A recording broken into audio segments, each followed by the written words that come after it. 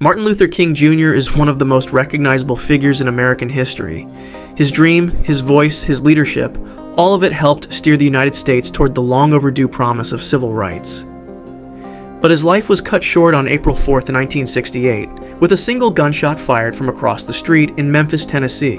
After that, things didn't simply continue. The movement splintered, progress slowed. Some goals were achieved, but others faded.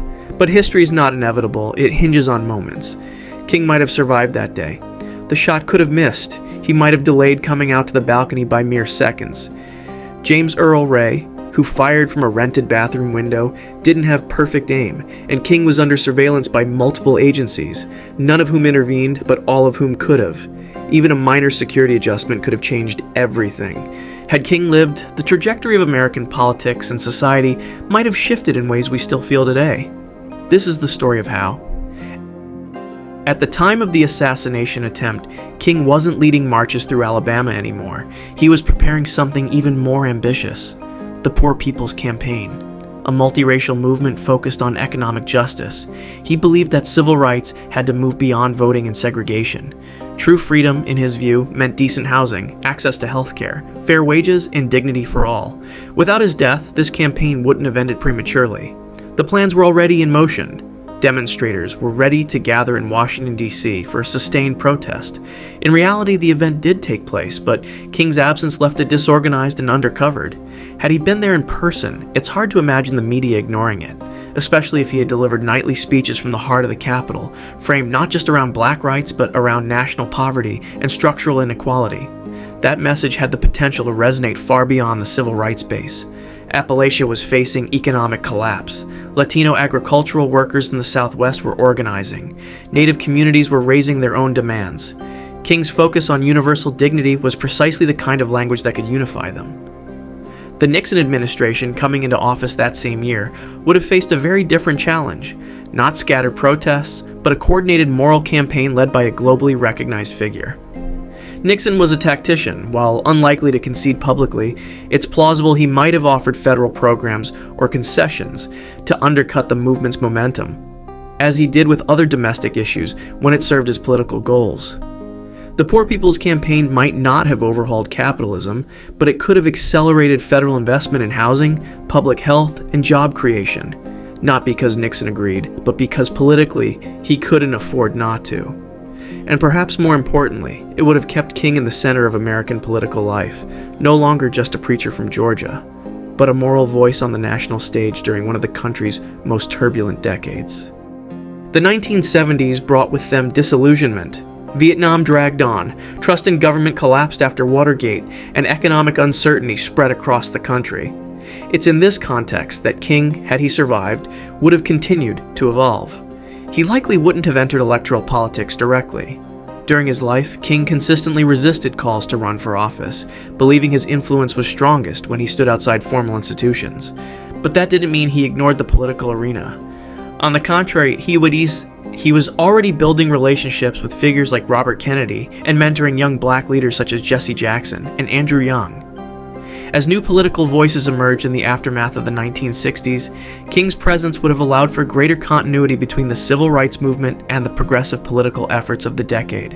His influence might have helped unify fragmented movements, anti-war, labor, environmental, that often struggled to speak in one voice.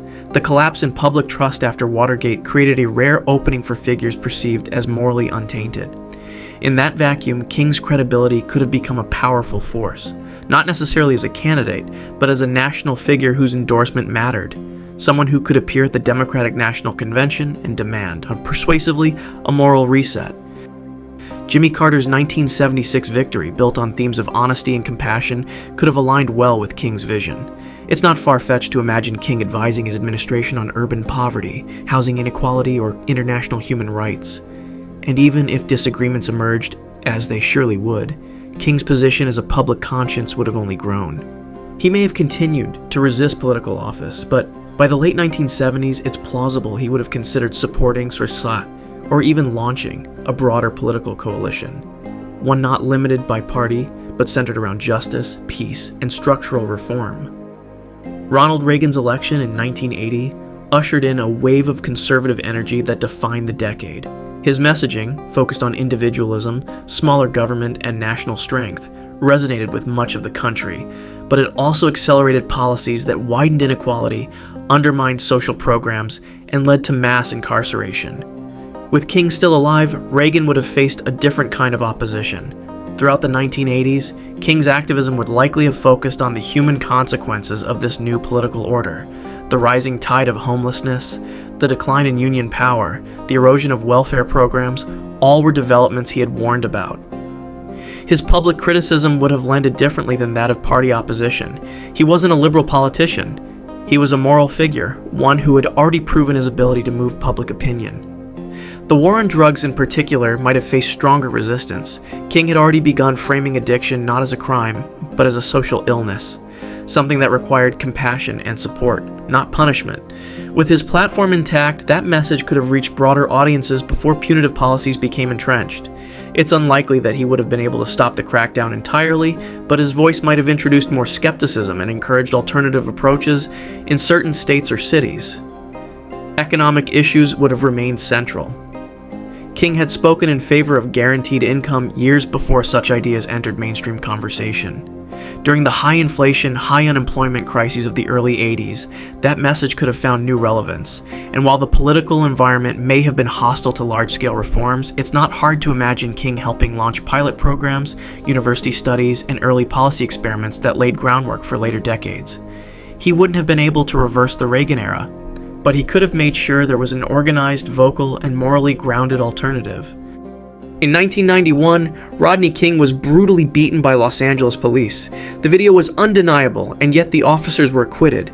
The result was a city engulfed in smoke and violence, over 60 people killed, thousands injured, and more than $1 billion in damages. Could any of that have been prevented? Had Martin Luther King Jr. still been alive and active by the early 90s, the underlying conditions might have looked different. Reform efforts would not have had to wait until the 2000s or 2010s. Civilian review boards, community policing initiatives, early body camera advocacy. These are all ideas King would have championed much earlier, especially given his long-standing concerns about police brutality. That doesn't mean the Rodney King incident wouldn't have happened, but it might have occurred in a system better equipped to respond. A system where public outrage had institutional outlets. A system where leadership knew how to de-escalate, organize, and push for accountability without cities descending into chaos. In that context, protests would still happen, as they should, but the eruption of anger might not have turned into fire.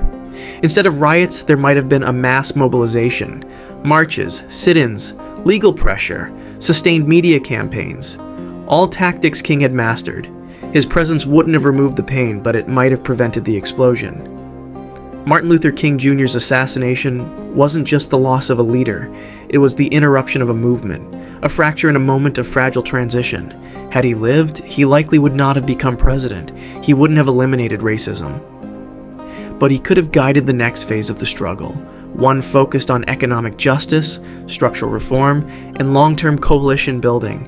That voice could have carried through the crises of the 70s, through the ideological battles of the 80s, and into the uncertain 1990s with clarity and purpose. And in doing so, he might have helped America avoid some of its darkest backslides. Sometimes one person doesn't change everything, but they change enough to make the future look different. History is full of what-ifs.